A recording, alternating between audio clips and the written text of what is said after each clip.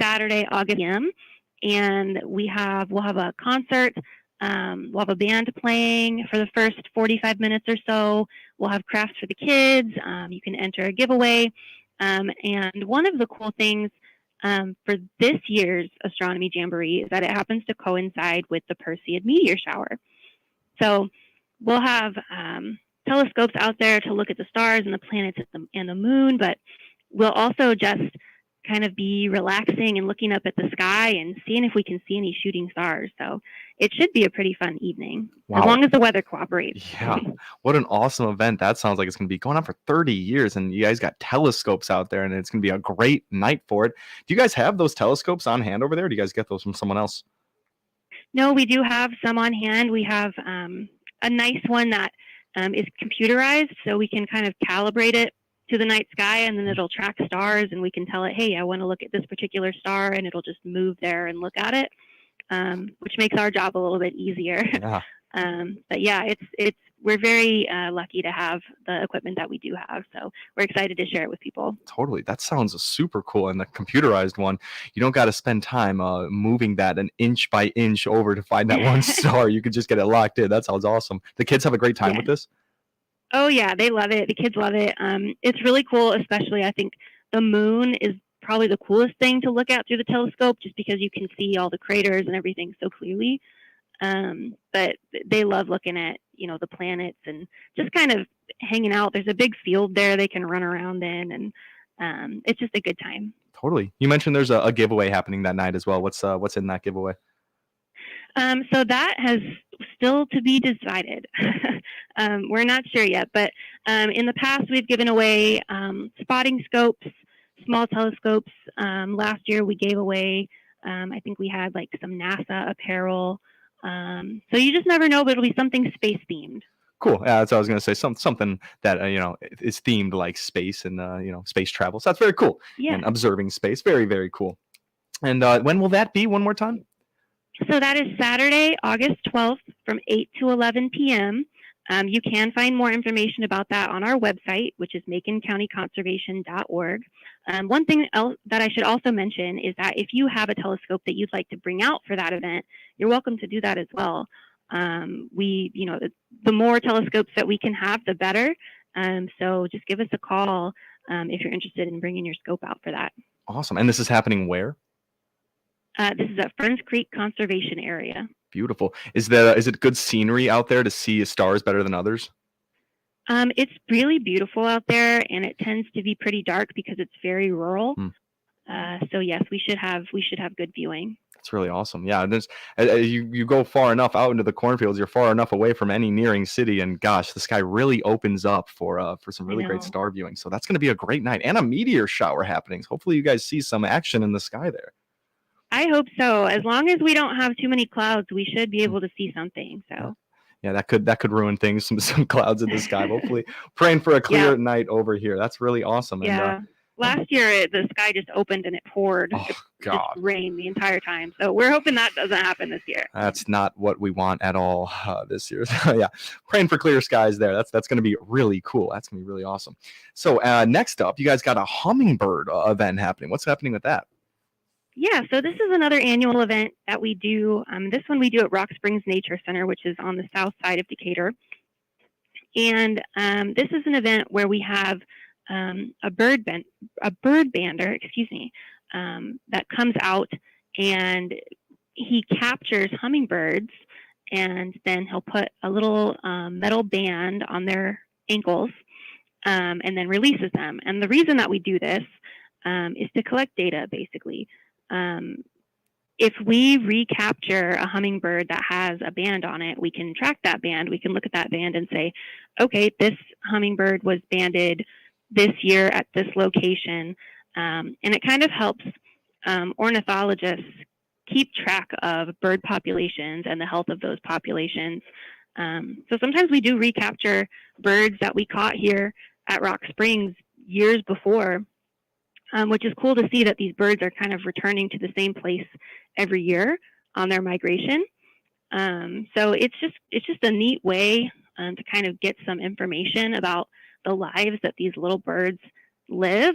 It's very informative, and you can sign up to help release the hummingbirds after they've been caught. And that's always really fun. Kids get a kick out of it because they get to hold a little hummingbird in their hand. Yeah, gosh, that sounds like a really cool opportunity in two ways, for the kiddos and for some statistics there from these birds. You guys are getting some really in-depth and cool information there. What does that look like? So it means they are stopping here during their journey every time. You guys are finding the same birds? Yeah, so we do find repeats. Every year we catch new birds that we haven't caught before, but we usually catch a couple that have been here in previous years. I think, if I remember correctly, last year we caught one that we had caught 3 years before.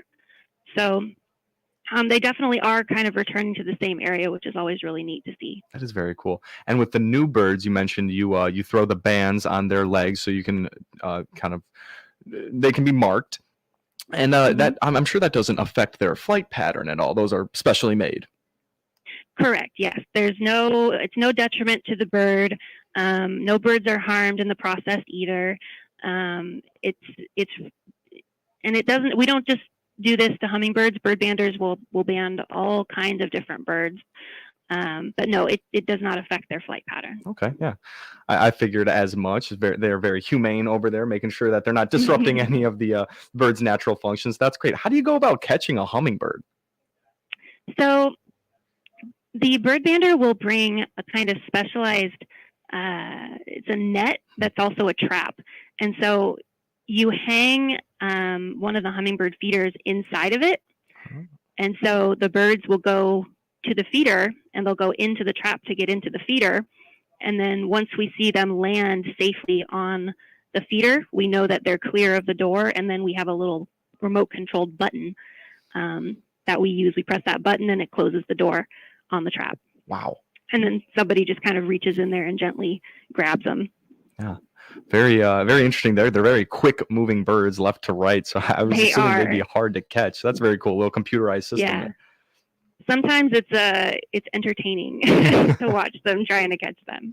Yeah, I can imagine. That's unbelievable. Those hummingbirds are almost a mystery when you see them pull up to your hummingbird feeder there and they disappear forever. But you guys are getting some cool information on these guys. And this might be a weird question. They don't have any names. Did you guys keep names with them when you find a returning one? No, they don't have names. The bands on their legs have a special number. And that's how we track them. That's nice. And when will this happen? This be happening? The hummingbird event? So this is Thursday, August 24th, from 3 to 6 p.m.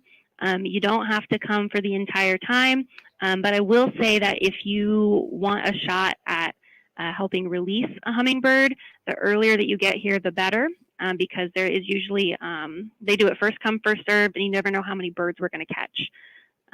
So there's usually a lot of people that get here right at the beginning to get their names on the list. Right. You would not want to miss that. Releasing a hummingbird. That sounds very cute and very fun. That's really awesome. It's very special. Yeah. Awesome. All right. Well, we're sitting down with Alicia Callison. She is the Director of Programming Services for the Macon County Conservation District. We're going to go ahead and take our first short break here on the WTIM Morning Show. We will be right back. Your information station, WTIM.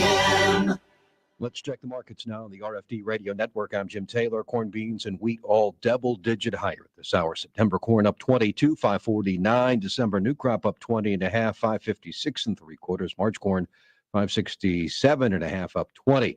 August beans up 10 and 3/4, 1511 and 3/4. September beans up 13 and a quarter, 1442 and a quarter.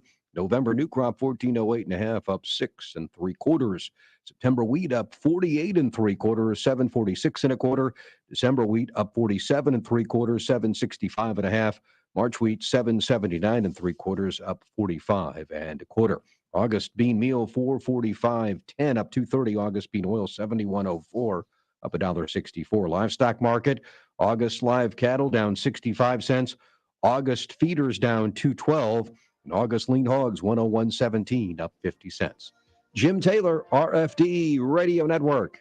If you're like most people, finding extra money for your savings just doesn't happen. This is Leah Steckemeyer at People's Bank and Trust, and we have the solution you've been looking for. Sign up for our Save by Spending Roundup program, and we'll round up your purchases to the next dollar, then transfer that change to your savings account. It's as easy as shop, enjoy, and save. Start saving for the things you really want with our Save by Spending Roundup program. Call 888-PBT-1954 and let us put you and your savings first. People's Bank and Trust, member FDIC, equal housing lender. We're all familiar with the three whats. What is it? What can it do for me? And what does it cost? At Country Financial, we can help you find the answers with the insurance coverage to protect what's most important to you, all at a price you can afford.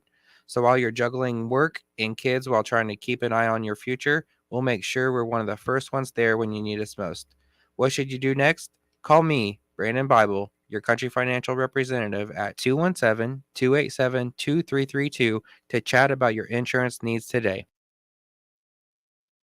If you're looking for the latest in local hunting and fishing information, then join us for Central Illinois Outdoors with me, Jared White, Saturday morning at 10, Sunday morning at 6 here on WTIM. Every weekend, we'll offer detailed Central Illinois fishing reports, and I'll invite you to share your favorite stories as well. Central Illinois Outdoors with me, Jared White, every weekend here on WTIM and on demand at CentralIllinoisOutdoors.com. Brought to you by Bob Ridings in Pana, the Clinton, Illinois Chamber of Commerce and Tourism Bureau, and Locked and Loaded in Pana. This is Megan Lopez with Nesty's Burger Joint on the south side of the Taylorville Square. To see our menu, click on our icon on TaylorvilleDailyNews.com.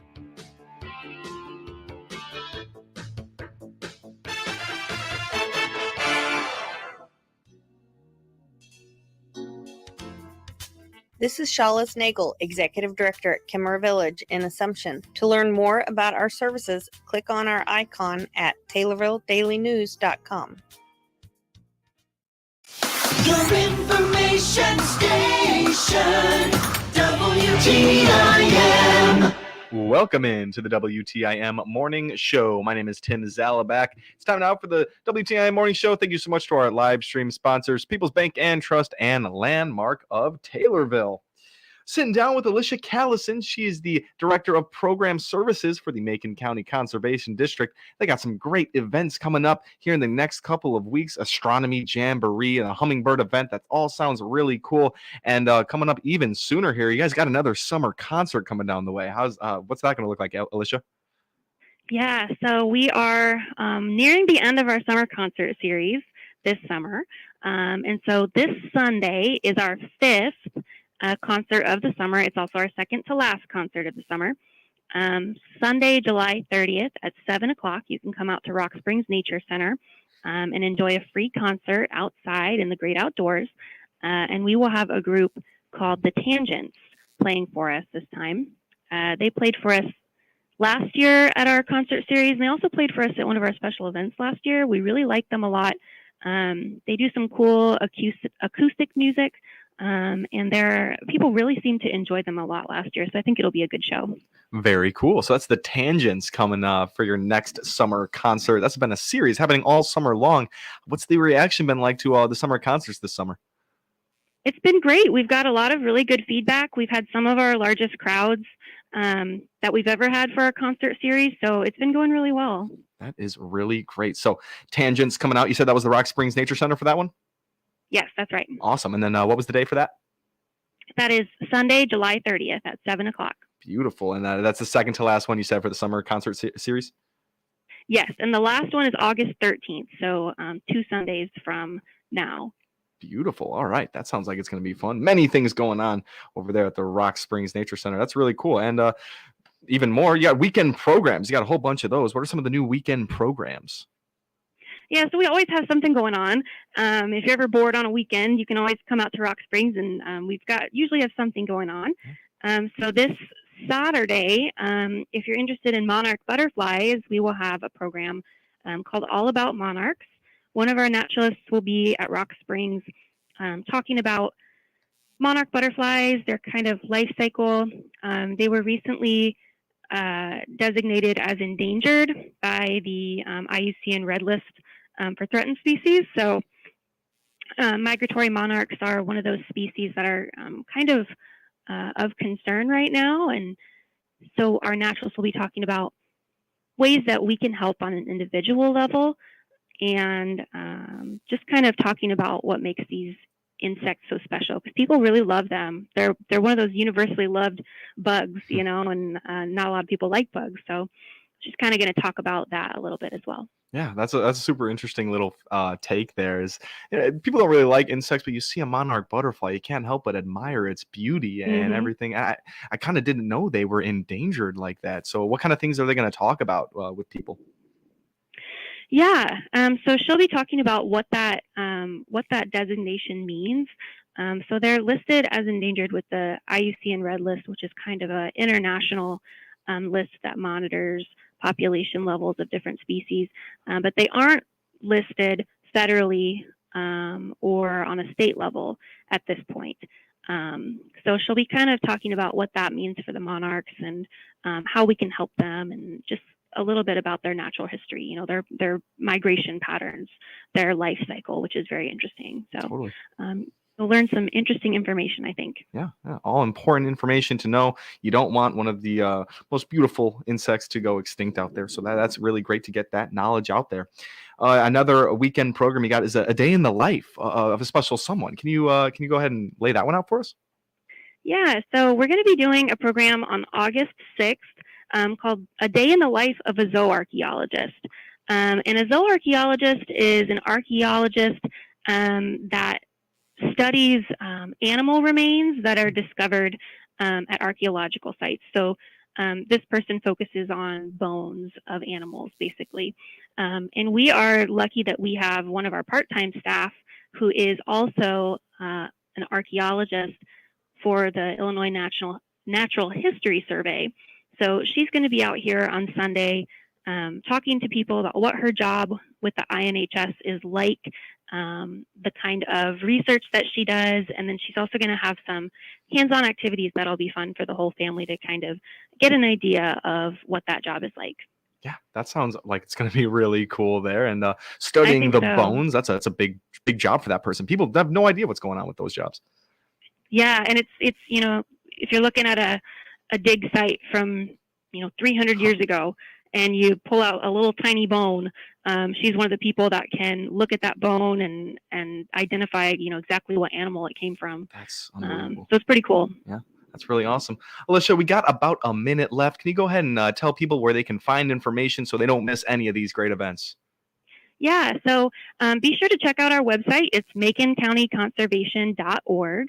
We're also active on Facebook and Instagram. You can find us there at Macon County Conservation District.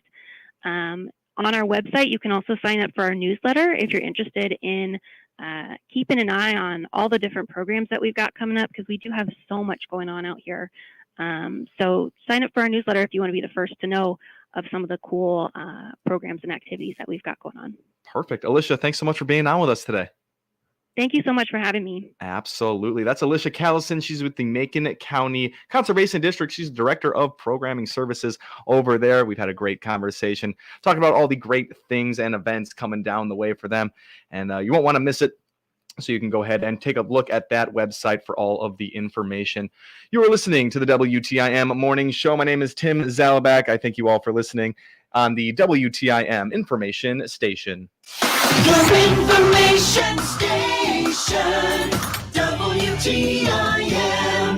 The Big 870 WTIM Assumption Taylorville, 96.1 W241 CF Taylorville, 107.5 W298 CD Shelbyville, 107.9 W300 EH Payne and Nokomis. Rich Thomason.